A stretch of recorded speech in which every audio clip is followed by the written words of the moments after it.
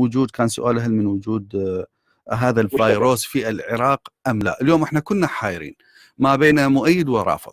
نسمع بكركوك كم شخص مشتبه به، سمعنا في النجف لمواطن إيراني، سمعنا أيضا في بغداد، سمعنا أيضا في مستشفى اليرموك. الشائعات موجودة، وهذه الناس اللي تأول وتكبر الأمور أكيد احنا واعين لهذا الموضوع، لكن اليوم نريد تصريح منك يعني ضمن الطاقم الصحي في البلد، هل موجود أم لا؟ نعم.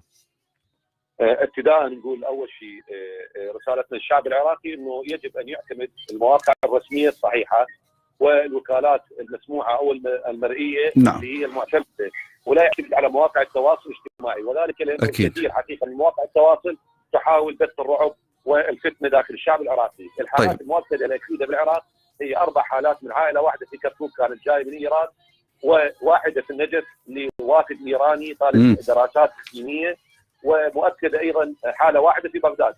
بالنسبه للنجف هذا بعد التاكد من الحاله تم يعني ترحيله مرسله الى ايران، واصبحت النجف اليوم خاليه من اي حاله حتى التصريح. تمت السيطره على هذا الشخص بالنجف يعني بطريقه ممتازه. احسنت. اليوم حتى الملامسين اللي هو هذا الشخص تم اعلانهم انه هم بعد 12 يوم هم سالمين، ما عندنا مشكله. واحنا شوف سبحان الله اليوم اللي صارت ليله الاربعاء والخميس اللي هي المطر الغزير في نجف المقدس، نعم. ثم اعقاب ساعات التراب بالعلم مستحيل يصير. هاي عمليه تغيير للبيئه والاجواء. ممتاز. خلصنا من النجف، اذا نتحول اسف للمقاطعه الى كركوك والعائله اللي تم رصد الموضوع.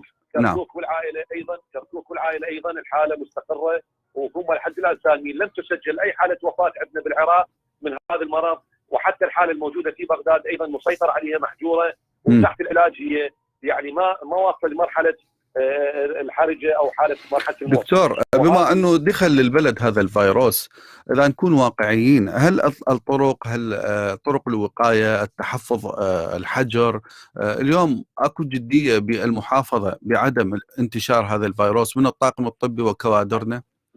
نعم. هل التعامل هو مقنع وحقيقي اذا ننزل الى ارض الواقع؟ مكان الحجر، الناس اللي مسؤولين على هذا المريض. نعم. بمناشداتنا دائرة الصحة بغداد الرصافة حقيقة وبقية الدوائر، وزارة الصحة، رئاسة الوزراء أعطت تخصيصات مالية لوزارة الصحة، وزارة الصحة أوعدت لدوائر الصحة. احنا هسه اليوم نحاول نجهز، يعني مجهزين كل مستشفياتنا حقيقة بالماسكات والتعقيم وردهات العزل. احنا اليوم بس خلي نعرف انه هذا الفيروس هو مو وباء راح يتصل المستشفيات.